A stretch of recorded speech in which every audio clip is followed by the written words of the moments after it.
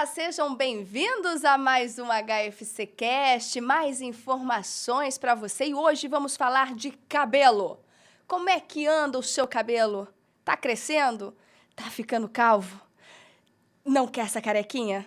Então nós vamos conversar sobre isso, porque hoje nós estamos recebendo a doutora Karime Tonato, médica tricologista, que vai nos dar todas as informações para a gente ter um cabelo bonito, saudável, como o da doutora. Isso mesmo, esse aqui é o meu cartão de visitas. Lindo o seu cabelo, parabéns. Obrigada. Cabelo maravilhoso. Linda toda linda.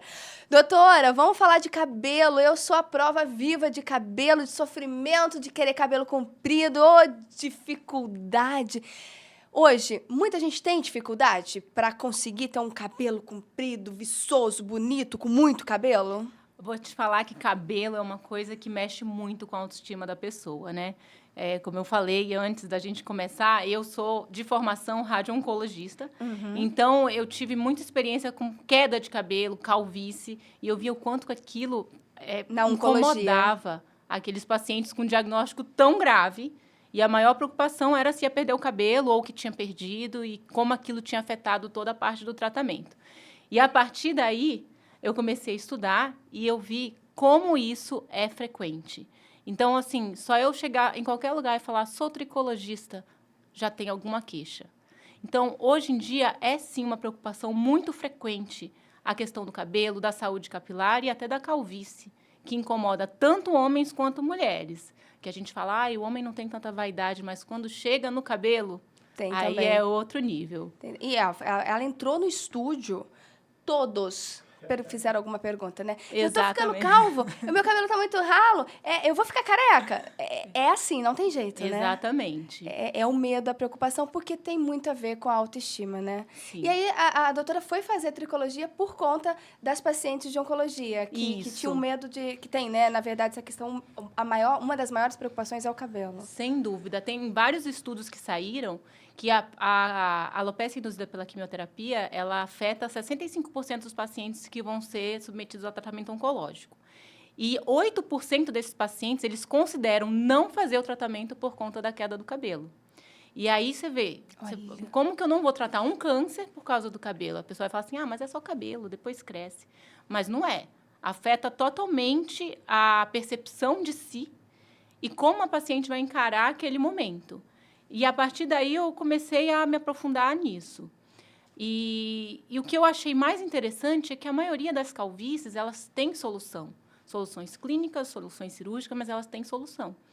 E, então, com isso, a gente consegue, né, trazer o reconhecimento da pessoa novamente e a autoestima. Porque não é só saúde capilar, é autoestima, é como você se vê. Então, é uma área muito interessante. Ótimo. Vamos começar a falar um pouquinho da questão da calvície. A gente pensa logo nos homens, mas as mulheres também sofrem com calvície, né? Pode acontecer dessa queda. O que pode ser? É um fator genético, né? Hereditário a calvície ou não? A grande maioria, sim. Ela é alopecia androgenética e ela pode acometer tanto homens quanto mulheres. O padrão é um pouco diferente, o padrão de diminuição da densidade capilar. Então, ao contrário do que muita gente pensa, não é a queda do cabelo, é essa diminuição da espessura, diminuição da densidade. A gente espera, geralmente, ver 2, 3 fios por folículo capilar, que é ali onde ele fica, a caminha dele. E quando a gente vê um paciente ou uma paciente com alopecia androgenética, a gente vê apenas um fio naquele folículo, ou então um fio muito fininho, que a gente só vê mesmo com um aparelho específico. E aí são esses fios que a gente precisa recuperar antes que eles sumam, porque aí ela vai progredindo até o ponto que esses fios eles não voltam a crescer mais. E essa alopecia, ela é induzida por conta do efeito dos hormônios no bulbo capilar. Então, tanto que o grande medo dos homens é tomar a finasterida, que é o inibidor dessa ação no bulbo.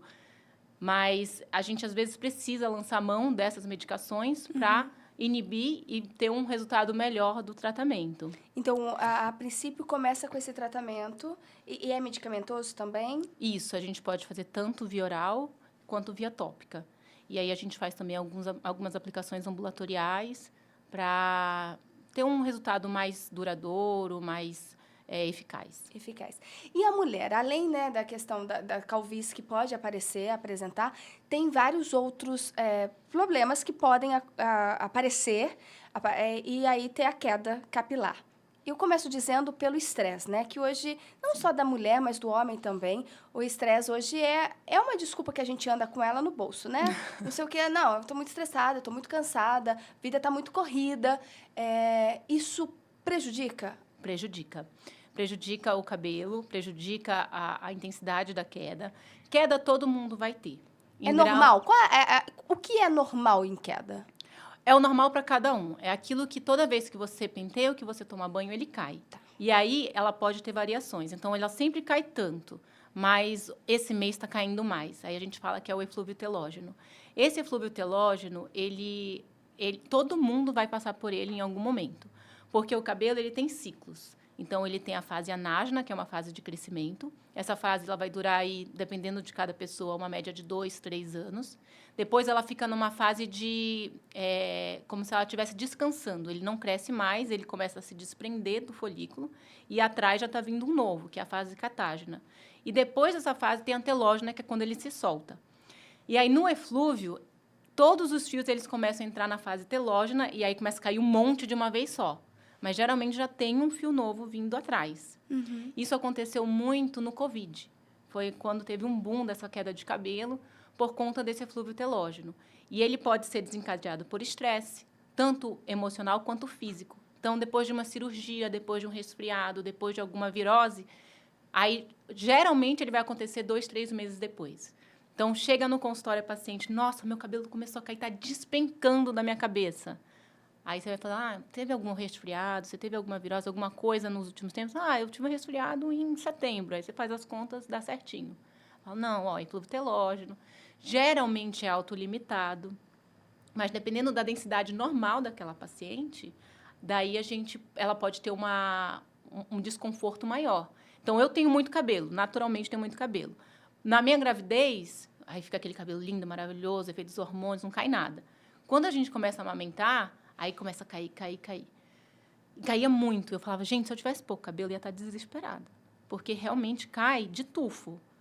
E, então, nessas pacientes que têm pouco cabelo, que elas ficam mais desconfortáveis, a gente consegue melhorar. Porque a gente consegue trazer cabelos mais rápido, cabelos mais densos. Fazer nascer mais cabelos. Exato. De forma mais rápida, porque eles vão nascer. Só que eles demoram o ciclo deles normal. Então, a gente, às vezes, consegue trazer um pouco antes esse ciclo de crescimento. E segurar um pouco ali para não cair mais naquele momento. Daí ele vai cair numa frequência um pouco menor. E além do estresse, né, dessa questão da vida agitada, ou então de uma doença que veio, um resfriado que veio, quais as outras causas que podem dar essa queda de cabelo? As causas mais comuns são essas, tá? Mas a queda por tração também. Então, aqueles pacientes que usam o cabelo muito preso. Muito esticado, muito né? A tração, aquela... Quando bailarinas, por exemplo, tem muito queda por tração. E, às vezes, fazem até uma alopécia cicatricial, que aí é uma alopécia que ela não é reversível por conta dessa tração contínua. Mega hair pode dar alopecia por tração. Tá? Isso, às vezes, é por conta do tamanho desse mega. Se é muito pesado, vai puxar os fios. Exato. Então, às vezes, do cuidado na hora do pentear, no cuidado da hora de retirar.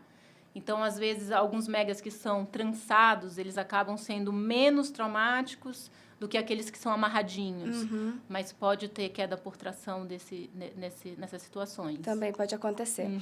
Agora, a gente está falando da queda, né? Então, o acelerar para crescer. E o comprimento? Porque eu sou uma paciente adequada que não cresce o cabelo. Na verdade, não é que nunca cresceu. Eu já tive o cabelo grande, no meio das costas.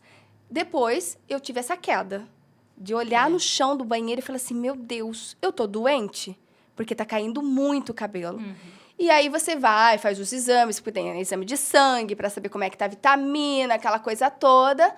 E não, tá tudo bem, mas o cabelo nasce. Mas não cresce, não desenvolve, não tem o desenvolvimento do fio. O que é que pode ser? Então, a gente precisa ver como que está a fase anágena, a fase de crescimento do cabelo. Porque aí tem pacientes que têm o anágeno mais curto. E isso pode ser uma situação que a gente adquire, tá? Por conta de efeito hormonal, por conta da fase da vida, às vezes até por conta dos cuidados que a gente tem com o cabelo. Então, eu dou sempre o exemplo da Xuxa, que a Xuxa ela nunca conseguiu ter o cabelo longo, porque ela tem a síndrome do anágeno curto. E aí, o cabelo dela não cresce mais que aquilo. Pode ficar lá o anágeno dela, mas ele vai crescer pouco e depois dali ele vai afinar e ela vai ter que cortar, tá? A gente não tem muito o que fazer nessa síndrome. Agora, como você disse, que o seu ele era longo e depois ele foi afinando e não conseguiu mais crescer, daí realmente precisa ver quais são as causas e se a gente consegue recuperar essa fase e alongar ela mais, tá? E as técnicas que a gente tem são diversas. Aí teria que ver o que seria adequado para o seu caso. E quando a gente fala em tratamento, né, que falou pode ser medicamentoso, oral, pode ser tópico, né, que você vai aplicar, mas aí depois a gente parte, não cresce mesmo. Eu tenho como fazer o transplante capilar, é assim que fala? Implante, né? É o transplante mesmo, porque o transplante ele é o quê? A gente tira de um lugar do cabelo da própria paciente ou do próprio paciente e a gente implanta no outro lugar. Entendi. Então, o transplante ele é autólogo, então a gente sempre tira do próprio paciente. Antigamente, era um transplante que ele não ficava tão natural, porque a gente cortava uma faixa do couro cabeludo e aí seccionava os folículos ali e implantava os tufinhos. Então, ficava aquela coisa que não era muito natural, era uma coisa que também não ficou tão difundida justamente por esse apelo estético não tão adequado. Atualmente, a técnica é uma técnica que a gente chama de FUE, que é por unidade folicular. Então, a gente vai tirando folículo por folículo, um a um, e depois implantando um a um. E aí, a gente consegue ter um resultado bem natural. Calvícies extensas, a gente consegue fazer. Pacientes que têm a testa mais longa, a gente consegue encurtar. O que a gente não consegue é quando tem pouca área doadora, porque a gente tira sempre da área posterior aqui, da área occipital. E então, se tem uma área doadora restrita, a gente tem mais dificuldade. Mas se tem algum pelo do corpo que a gente consiga usar, também dá. A gente consegue, para dar densidade. E como que é retirada, né? É um bisturizinho, com um motorzinho, que ele tem um furinho no meio. Então, a gente raspa a área doadora e vai olhando com uma lupa e tirando cada unidade folicular. Daí, ela fica toda separadinha e depois a gente vai implantando. É minucioso. É bem minucioso, é artesanal. Porque a gente tira 600 unidades foliculares, 1.000 unidades foliculares, e depois a gente reimplanta isso tudo. Então, é um trabalho bem minucioso, é uma cirurgia demorada, mas com mínimo desconforto. A gente pode fazer com sedação venosa ou com sedação oral. E a anestesia é local, porque não precisa de anestesia geral, nada disso. E depois, assim, o paciente pode voltar às suas atividades na própria semana ali. E desconforto pós-cirúrgico é alguma coceirinha no lugar que tirou, não pode lavar a região que implantou pelos primeiros 3 dias, mas é super tranquilo pós-operatório. E vamos falar um pouco tranquilo esse pós-operatório na questão de dor, e aí ele começa a crescer nessa área que ele foi implantado. Aí na primeira semana fica aqueles... Até um colega meu fala que é uma formiguinha, que são vários pontinhos. Os pontinhos pretos, parece. Isso. É isso, né? Logo, eu vi alguma coisa na internet. Isso, fica um monte de pontinho preto que são essas unidades foliculares. Aí elas vão secar e vão cair. Aí daquele desespero tá caindo tudo. Caiu tudo. Mas é assim mesmo, ela cai, mas a raizinha ficou lá dentro. E quanto tempo, né, pra ter isso, essa queda, e aí vir mesmo o cabelo? Nos primeiros 10 dias cai praticamente tudo. E aí começa a crescer tanto o cabelo que a gente raspou, né, que geralmente a gente raspa toda a cabeça, para homens, mulheres não precisam. E aí vai começando a crescer. Daí, pra gente ter um resultado parcial, são 4 meses, que a gente já consegue ver, nossa, ficou bom. Mas o resultado final é 1 ano. Olha, que aí é quando cresce tudo. É um tratamento longo, então, né? Esse mas resultado. Com 4, 6 meses você já tem um resultado muito bom. Já tem, e não parece que foi implantado ali? Não parece. Não parece. Atualmente fica muito natural. A gente segue a linha de crescimento do cabelo para não ficar aquele cabelo espetado para cima. Então, o resultado realmente é muito bom. Doutora, e Hoje a gente vê homens, né? Até mulheres também têm essa questão de calvície, mas mais homens, que é mais visível, tem as entradas, que a gente fala, ou esse miolo aqui, né? São diferentes, são situações diferentes, ou é a mesma coisa, depende aí da genética? Não, é a mesma coisa. Essas entradas já é um alerta. Sim. Geralmente, a androgenética, ela tem esse padrão de aumentar aqui a entrada e o vértex, e depois começa a cair. Tanto que você vê que o padrão de queda, ele começa aqui, aí geralmente fica um tufinho aqui e depois cai. E o da mulher, ela tem um padrão diferente, que ela começa a perder aqui no meio, como um padrão de árvore de Natal invertida. Olha. Então, você começa a ver o couro cabeludo aqui do meio. Algumas têm a perda lateral, mas o mais comum é essa perda no meio. E conforme a idade, essa queda tende a acontecer? A androgenética, ela tem mais relação com pós-menopausa. Geralmente são mulheres pós-menopausa, mas tem pacientes jovens também que já podem desenvolver cedo. Mas o idoso, geralmente a gente vê um cabelinho mais fininho, né? Tanto homens quanto mulheres, mais fininho. Isso é por quê?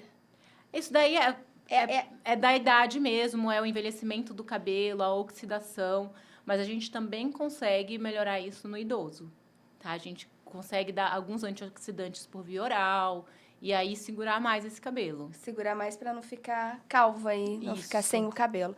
Agora, há possibilidade de prevenção? Por exemplo, o homem não tem nenhuma queda, né? Geralmente, nem todos os homens cuidam do cabelo como as mulheres, né? No sentido de comprar shampoos, máscaras, né? Os produtos que a gente tem aí no mercado, uma infinidade, né? Que acabam oferecendo. Acabam não usando muitas vezes o básico. Embora isso esteja mudando hoje em dia, né? Essa questão do cuidado tem sido para os homens também. Quando que eu devo começar a me preocupar e procurar, né, um tricologista para fazer uma análise se eu posso ou não vir a ficar calvo? O quanto antes. Começou a perceber que está diminuindo a densidade, queda de cabelo, já procura, porque a gente consegue, com métodos diagnósticos, evidenciar se é uma queda por genética, se é uma queda por eflúvio, se a gente tem como prevenir, se a gente tem como melhorar essa densidade. Lá no consultório eu uso um aparelho que chama Hair Metrics, que ele é uma inteligência artificial. Então, ele analisa a qualidade, a espessura, faz uma proporção de folículos, de fios por folículos. Então, isso ajuda muito, principalmente nesses casos iniciais, para avaliar assim, ele já me mostra, esse cabelo aqui tá bom, mas esse aqui não tá tão bom, então esse aqui a gente consegue recuperar, já vamos fazer alguma coisa.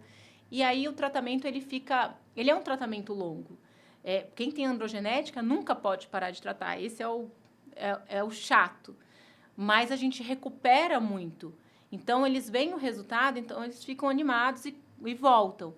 No início é todo mês, mas depois fica a cada 2, 3 meses. Mas se parar de passar a medicação em casa, ele vai voltar a cair. E aí eles falam, eu vou deixar cair, fazer logo o transplante. Só que o transplante, ele não cai o que a gente implantou. Mas o que a gente não implantou, que já estava lá, que ele ainda pode cair. Então, mesmo com o transplante, ele tem que fazer o tratamento clínico para não deixar cair o que ele ainda tinha. Senão, ele vai ter que fazer outros e outros, e a área doadora ela é finita. A gente tira dali e não cresce mais.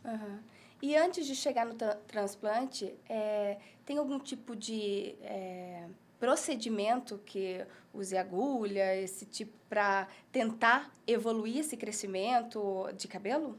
O que a gente usa mais é o microagulhamento. O mais comum é o MMP, que é essa microinfusão de medicamento na pele, que é com uma agulhinha com motorzinho, e a gente vai infundindo direto no bulbo as medicações para crescimento, para inibir a ação da testosterona. E aí, esse tratamento, geralmente, ele é a cada 15 dias ou um mês. E aí, a gente faz durante um tempo para trazer de volta e melhorar a qualidade desses fios. E aí, depois disso, a gente vê qual foi o resultado e aí vai espaçando um pouco mais.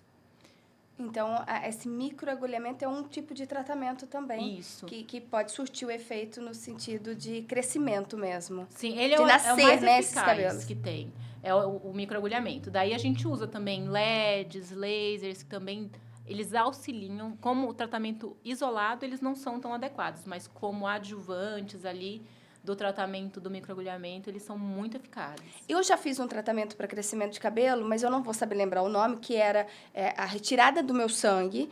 Esse sangue ia para uma máquina para tirar, separar o que era bom, o que era ruim. E aí o bom era misturado com remédios Isso. e aplicado no couro cabeludo. O que é isso? Esse daí é o PRP, que é o plasma rico em plaquetas. Plasma rico em plaquetas. Eu sou super entusiasta do plasma rico em plaquetas, eu adoro, eu acho que tem uma evidência científica até robusta. E assim, qual é o racional? É que a gente usa células tronco do plasma para induzir crescimento, oxigenação, neovascularização ali na região do couro cabeludo, melhorando ali a qualidade do bulbo para criar um cabelo melhor. Uhum. Então, é um tratamento muito legal, sinceramente, eu adoro.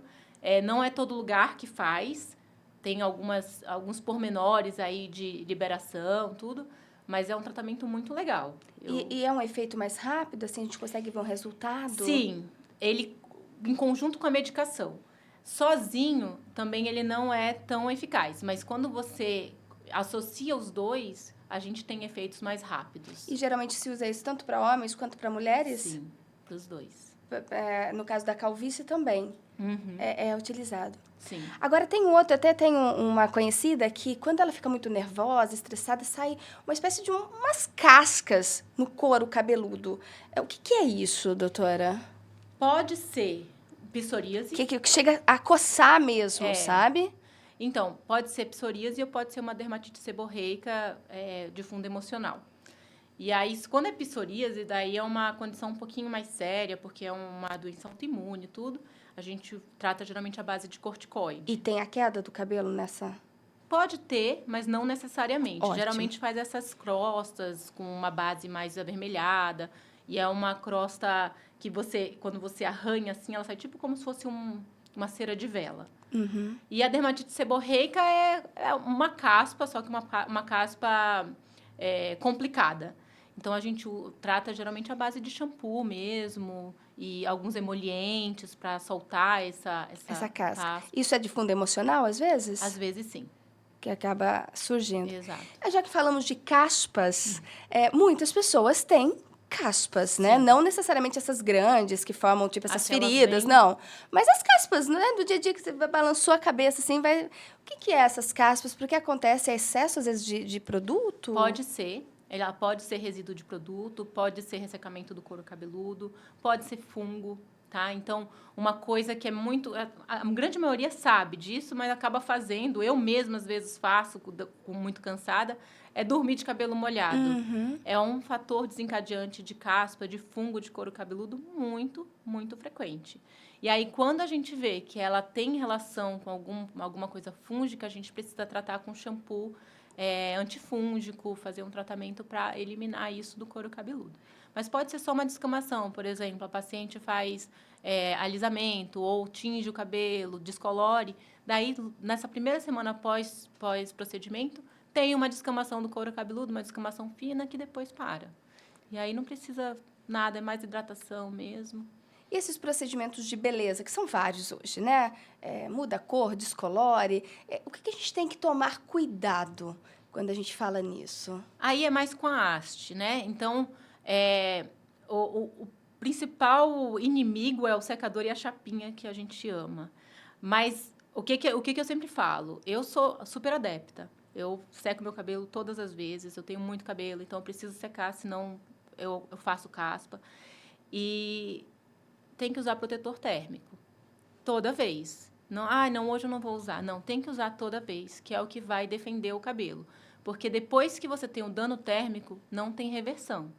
Eu vou fazer 1000 hidratações, vai melhorar aquela haste, mas não vai reverter o dano. Então, você tem que prevenir, tá?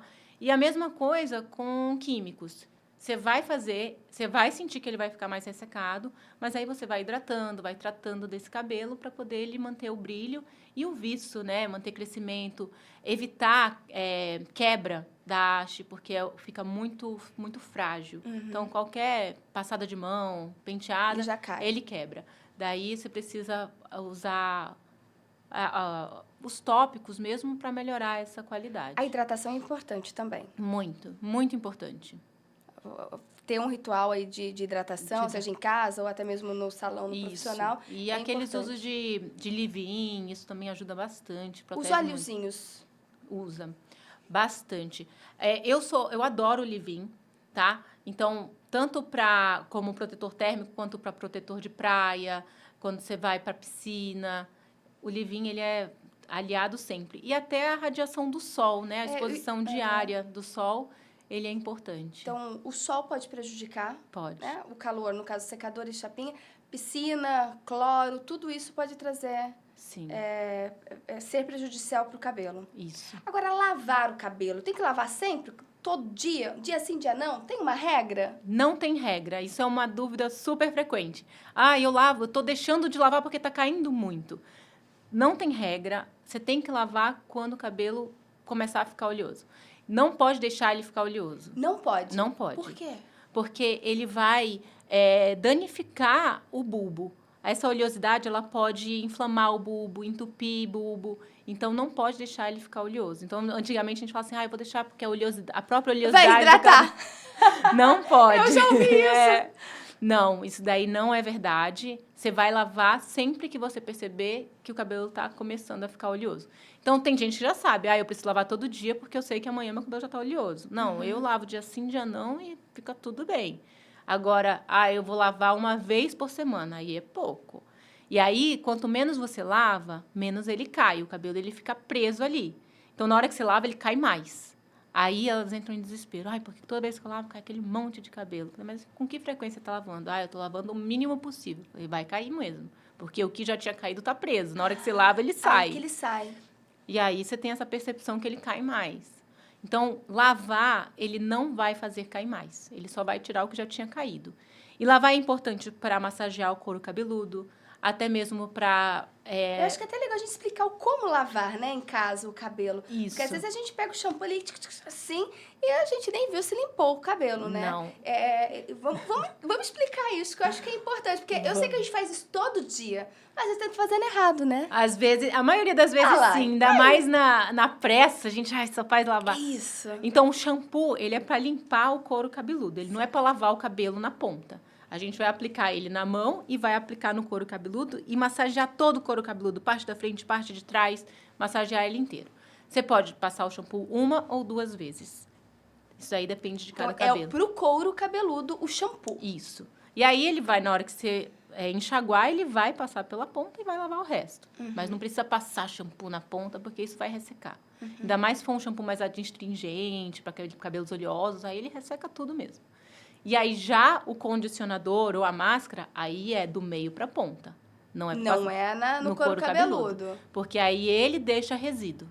Viu, maridos? Não é para passar o condicionador e a máscara da esposa no couro cabeludo. Exatamente. Então, você tem o cabelo curto? Não usa. Não usa, ou usa só um pouquinho, passa e tira. Porque senão fica resíduo mesmo. Fica o resíduo. E aí, esse resíduo é a caspa. Aí ele pode gerar caspa, pode gerar descamação. Pode, toda essa outra parte. Exato. Que vai complicando ainda mais. Até chegar na queda. Agora, doutora, a gente vê também que muitas mulheres, ela tem o cabelo até comprido, mas muito fininho, né? Não é assim tão grosso, viçoso como o da doutora. Isso também é uma questão genética. Tem tratamento para melhorar isso? Ou é uma doença ou não? Cabelo fino é constitucional. Então, a gente não tem nada para engrossar esse fio. A gente consegue melhorar a qualidade, às vezes melhorar o fato dele estar muito minguadinho, daí a gente consegue dar um pouquinho mais de volume, mas ele vai ser sempre fino. A gente não consegue engrossar esse fio se já é constitucional dele. Agora, um cabelo que era muito grosso e ele afinou, aí esse a gente consegue voltar. Recuperar. Exato. Recuperar, porque alguma coisa aconteceu nesse caminho, nesse processo aí, para ter diminuído. Exato. Caso contrário, é porque ele realmente é fininho. Sim. Mas não significa que porque ele é fininho, tende a cair mais ou ficar sem o cabelo? Não necessariamente, mas como ele é fino, precisa de muito. Então, se a pessoa tem cabelo fino e pouco, ela vai ter uma densidade menor. Então, acaba ficando um pouco mais visível ali o couro cabeludo, e isso pode incomodar. E, em alguns casos, como eu falei, a gente consegue melhorar, mas não engrossar esse cabelo, mudar a estrutura normal dele, aí não. Agora, eu nem sei se é a marca ou se é o minoxidil. Já se ouviu falar muito em passa o minoxidil que vai crescer o cabelo, passa aqui na sobrancelha que cresce também. Isso é mito, é verdade? É verdade. O minoxidil, ele é a menina dos olhos da tricologia. Olha aí. Porque, assim, o minoxidil, inicialmente, ele foi criado como um antihipertensivo. E aí, quando eles viram que ele tinha esse efeito de hipertricose, que é o crescimento de pelo corpo, ele entrou em desuso. Ele falou assim, nossa, tem outros antihipertensivos que não têm um efeito tão chato, não vamos mais usar. Mas aí começaram a pesquisar para cabelo. E se a gente passar ele tópico? Então, ele começou como tópico. Aí, eles viram que tópico ele ia bem. Só que ele tinha uma meia-vida tópica muito curta. Então, você tinha que passar 2 vezes, tudo. Melhora, a gente passa tópico ainda. É um tratamento padrão. Uhum. Mas aí, a gente começou a usar ele via oral. E aí, a gente usa em dosagens individualizadas, né? Então, para mulher, para homem, para tipo de cabelo. A gente vai individualizando isso para melhorar esse desenvolvimento do cabelo, porque ele faz crescer cabelo aonde tem folículo. Então se tomar, pode crescer no Aí braço. cresce no cabelo, no corpo inteiro. Mas a gente faz doses paulatinas. Então, a gente vai vendo a tolerância de cada paciente. Então, um paciente masculino que não se importa, já tem bastante pelo, eles Não até vai dar gostam. diferença. Cresceu bastante barba, tá ótimo. Agora, a mulher que já tem um pouquinho de buço mais eminente. Então, a gente vai mais devagar, só para dar um reforço ali no tratamento tópico, para poder ela também se beneficiar disso. Agora, o minoxidil tem uma coisa que é desesperadora, que é o shedding. Então, o que é o shedding? Quando você começa a tomar e aplicar o minoxidil, ele encurta todos os fios telógenos, a fase telógena dele, que é a fase de queda, e cai tudo de uma vez no primeiro mês. Então, você tá tomando, começa a cair. Começa aí a cair. Você fala, não, tá tudo e errado. E aí, começa a mandar mensagem para tricologista. Meu cabelo tá caindo. Aí, eu falo, paciência, resiliência. É assim, mas vai crescer. E é um processo demorado? Olha, para começar a ter um efeito do tratamento combinado, tratamento com microagulhamento, tratamento ambulatorial e tratamento domiciliar, pelo menos uns 3 meses para você começar a realmente ver o resultado. O tratamento domiciliar isolado, aí demora um pouco mais. Aí vai uns 6 meses para poder você notar aí uma melhora. Uma melhora. Agora, quando se tem o crescimento, principalmente no couro aqui em cima, assim, você vê que tá nascendo, principalmente quando você seca o cabelo com secador, né? Aí aquele monte. Isso. Eu fico extremamente feliz quando eu vejo. Eu falo, ai, meu cabelo, tá nascendo. Tá nascendo. Mas não cresce. Mas se tá nascendo, significa que o couro cabeludo tá saudável ou não necessariamente? Sim. Se tá nascendo... Se tá nascendo, quer dizer que tem folículo bom, que tem cabelo crescendo. Isso é bom. Agora, a gente precisa analisar por que ele não está crescendo. Entendi. Entendeu? Porque mas se está nascendo, é ótimo. Porque ele não está desenvolvendo Exato. o fio.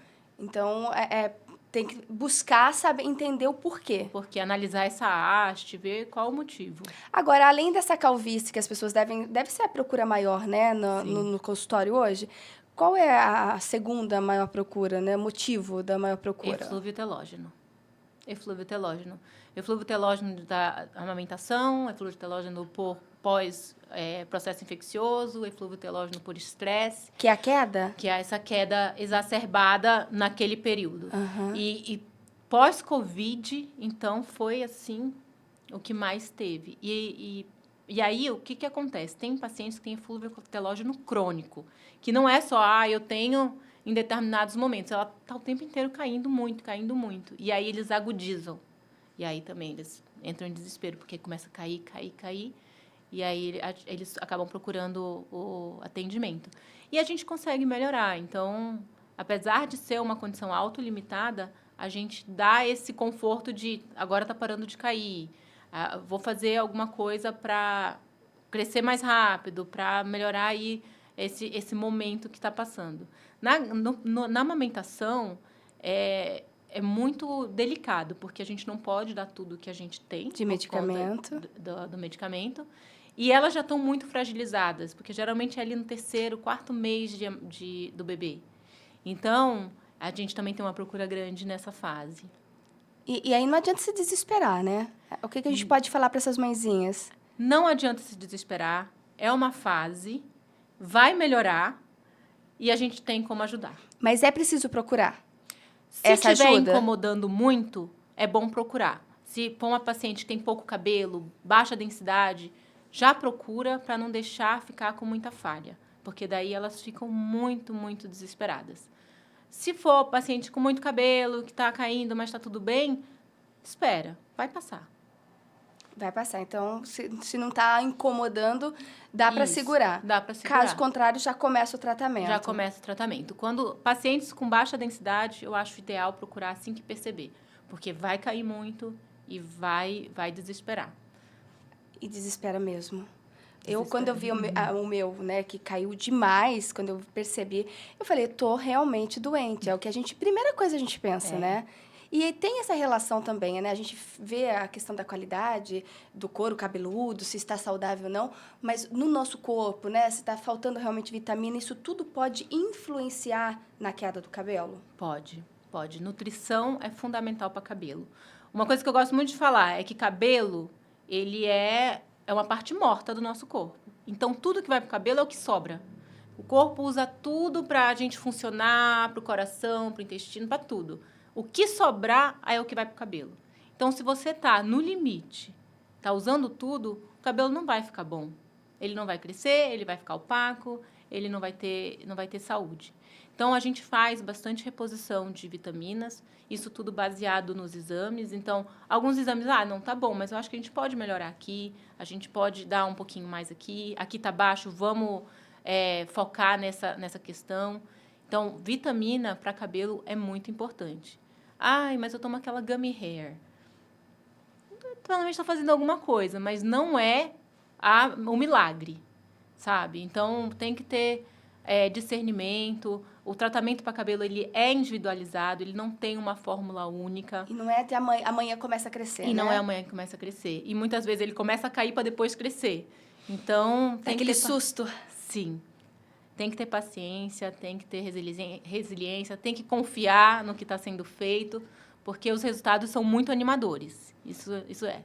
E a doutora falou que começou, né, fez tricologia justamente por conta de pacientes oncológicos que passam, né, pelo tratamento da químio, da rádio. E quando esse tratamento termina, né, esse cabelo volta de uma forma natural? É necessário um tratamento também? Às vezes, sim. Para as pessoas, né, que passaram pela oncologia aí. Então, o que a gente mais tenta é evitar que ele caia. Hoje em dia, o único... É possível?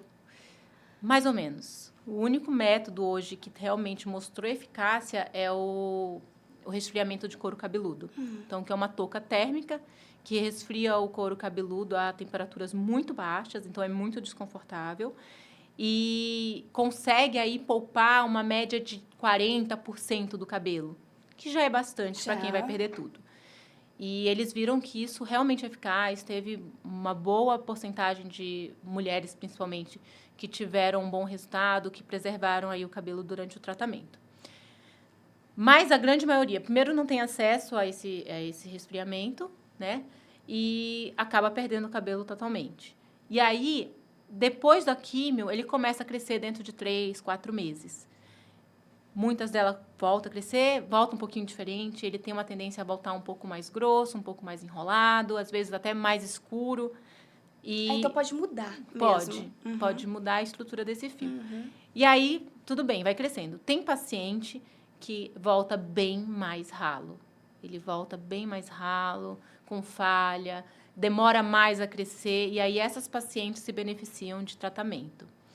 E outras acabam tendo uma alopécia definitiva, crônica.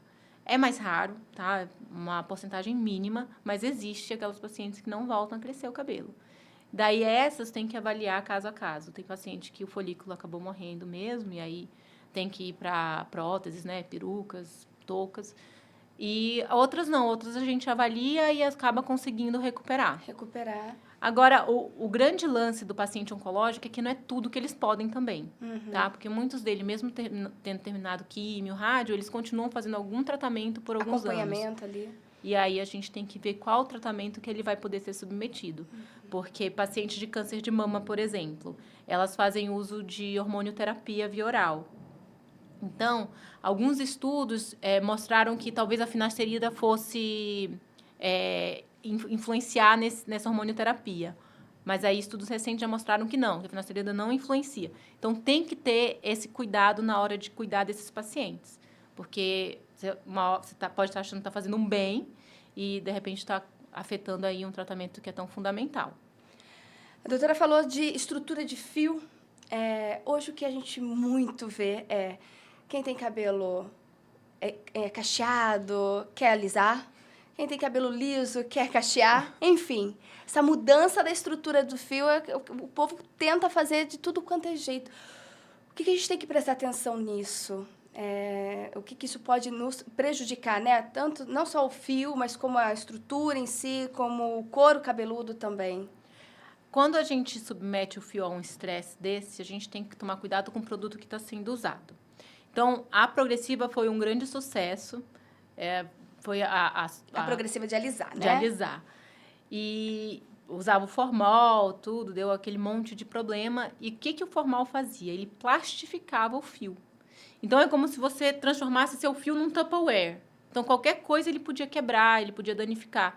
E depois que você plastificava, você não tinha o que fazer. Então, o que era fundamental? Hidratação. Você tinha que hidratar para conseguir manter aquele fio.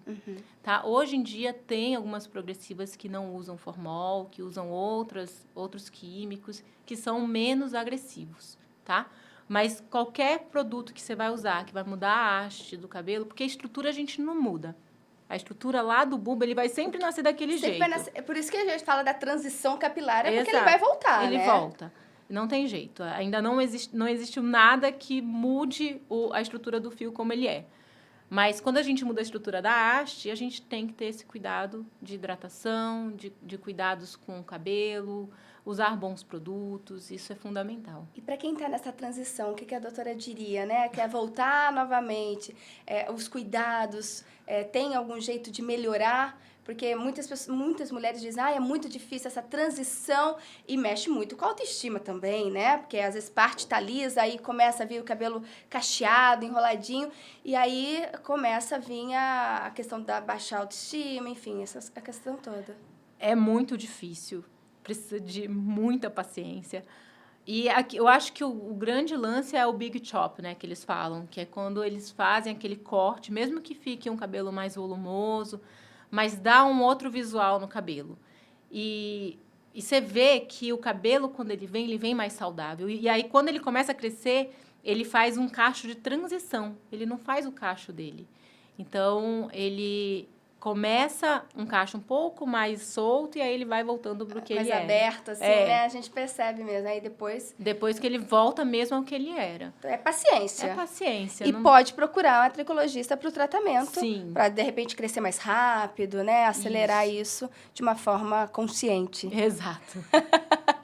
Doutora, eu gostaria que a gente... Chegamos aí no nosso horário. Nossa, já? Já passou o tempo, não? Passa rápido. Mas é que é um assunto que interessa muitas pessoas, né? Às vezes a gente não fala, vou procurar uma tricologista, né? Então, quando a gente tem essa oportunidade, a gente vem entender a importância, né?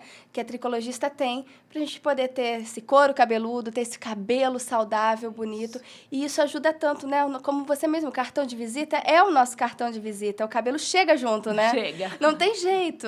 Então, o que a doutora poderia dizer para quem está nos ouvindo, nos assistindo ou nos ouvindo, sobre esse cuidado mesmo? A pessoa às vezes está infeliz, acha que vai ter que ficar para sempre sem o cabelo, vai ter que ficar aí calvo, careca, né? Aí vem com a desculpa dos carecas que elas gostam mais, enfim. O que a doutora teria para dizer dessas pessoas, né? Que às vezes não está vendo mais saída? Eu acho que o importante é assim, percebeu, procura o quanto antes, porque a gente consegue recuperar. Depois que passou muito tempo, aí a gente fica mais limitado com as nossas opções de tratamento. Mas o importante é estar feliz. Se tá careca, sem cabelo, tá feliz, tá com uma cabeça bonita, passa protetor solar que tá tudo bem. É isso aí, tá careca, mas tem que passar protetor, né? Exato. Mas se não, a gente tá aí à disposição, tem muita coisa que a gente pode fazer. Olha, eu quero agradecer a doutora Karime Tonato, médica tricologista. Muito obrigada. Muito obrigada por transmitir e compartilhar conhecimento com a gente. Eu que agradeço o convite, foi um prazer enorme, viu? Obrigada. Obrigada. E obrigada a você que acompanhou mais esse episódio do HFC Cast. Lembrando que nós temos vários outros, né? Várias outras entrevistas, várias conversas aqui, bate-papos, muita informação para você. Só acompanhar o nosso canal no YouTube, HFC Saúde, ou então pelo Spotify, de repente ali no carro, já vem ouvindo, já vem se informando, conhecimento nunca é demais. Muito obrigada pela companhia e até a próxima.